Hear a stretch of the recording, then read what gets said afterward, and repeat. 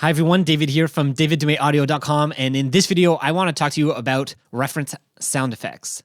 So if you've ever worked and thought to yourself, like, is my sound good enough? Or you're not sure if your sound's good enough. Does it sound, AAA, worthy or AAA quality? How does it stand against, other people's sounds? Or would your sound even fit in a game? Like, let's say you're doing a monster sound. Would it fit in a game that has these monster sounds, like, let's say Monster Hunter, that has a lot of monster roars and monster growls and creatures and stuff like that? Would your sounds fit in that game? So if you've ever thought about that, this video is going to be for you, because I want to talk about how you can use reference sound effects to improve your hearing, improve your listening, and improve your work. So instead of like having to go to finding a teacher or finding somebody else to get some feedback on your work, using reference sound effects to improve yourself and the quality of your work. All right, but before we jump into our video about talking about reference sound effects, make sure to check the description. If you're new here, I like to make videos about helping other people create better sound effects, and in the description I have a free PDF all about 5 layering techniques to create better sound effects. So if you're interested in picking that up, that'll be free in the description below. All right, so let's get into our project. All right, so here I am inside of Nuendo, and I opened up S-Layer just to kind of simulate what it would look like if I was working on a sound or something, and then I wanted to use a reference sound effect. How would I use it? So here I loaded just some metal sounds. So they're metal impacts. They're actually, I think, swords. They're just like knife sounds that I hit together and manipulated, processed, and stuff like that. And then these are the kinds of sounds that I'm getting here. Okay, so let's say I wanted to use that, and I wanted to know if it's a good quality sound. Well, what I like to do is I like to pull up something like, here we go. So something like this. This is Boom Library. So they have this sound pack here, and it's called Medieval Life. So let's say I wanted to include this inside of a medieval game or something like that, or inside of a similar context, okay? Well, what I can do now is I like to just open up these stuff from like sample libraries that are really pro, and then I'll open up, they'll usually have like a preview of their sound packs, and then I'll just play through that.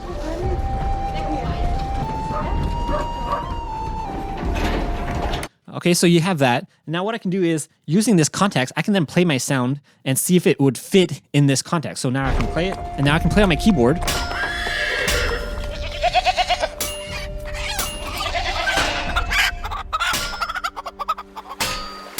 And then I can see if this would fit in this context of this game. Like, let's say if it's a metal hit or a sword hit or an iron hit or something like that. Would it fit in this context? Now I can hear within a context of a game, within a certain context, if it sounds good or not, and if it does or not. Usually what I like to do is figure out other, I don't know if they have other sample libraries or sound libraries that have like sword hits or something like that. Maybe I would use something like that instead. I don't see any here. So maybe I would go into another website and just look up for sword library. So maybe I'll just do that right now. All right, so what I did is I went to asoundeffect.com, and I just searched up like a sword sample library, and I just found this one, so it's just a random one. And then I'm just going to press play here. Again, they have a preview, and then I can play along with what I'm hearing and see if it fits in with what's there. So let's play it.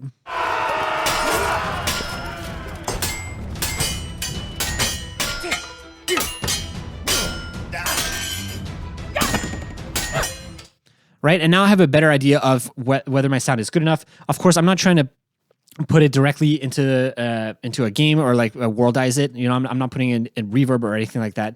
It's just this dry sound, but at least I get an idea of the context and if it fits or not.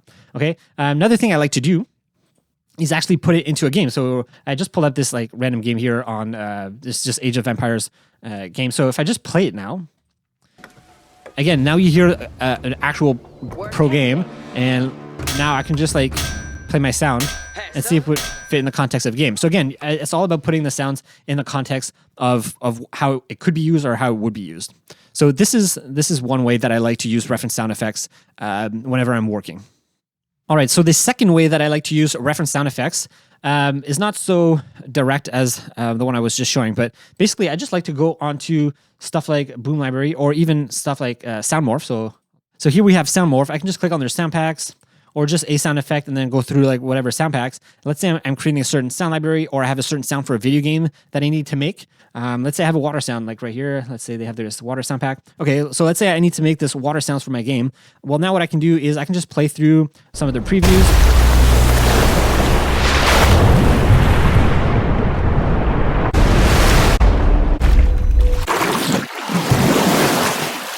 right? And then I can just draw inspiration from what's there. It's like, oh, okay, that sounds kind of cool. I wonder how they did that. And then I can try to process it in some ways that I think they might have created these sounds. Same thing with other sounds, with any kind of sound pack. So if there's something like, let's say there was a weapons pack and I'm doing some like weapon sounds, but I can just go in here.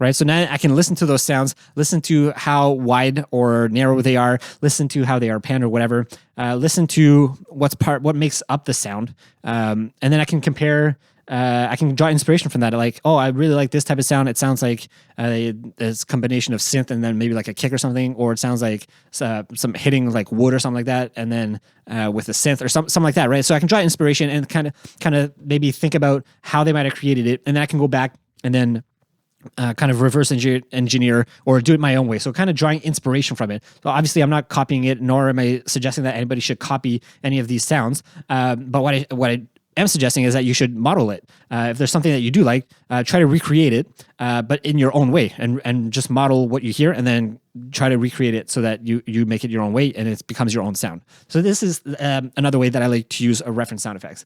And I just had this other resource here that I was going to mention specifically about weapon sounds. Is there's like YouTube channels, specifically here, there's like a YouTube channel dedicated entirely to like gun sound effects, and it's basically all the gun sounds in like whatever games, and they have just like all these games and stuff. So if you look at here, like you have all the games from Outrider, all the games from Enlisted, all the games from pretty much any big like any first person shooter game. So Far Cry 6, Far Cry 6 again, World War 3.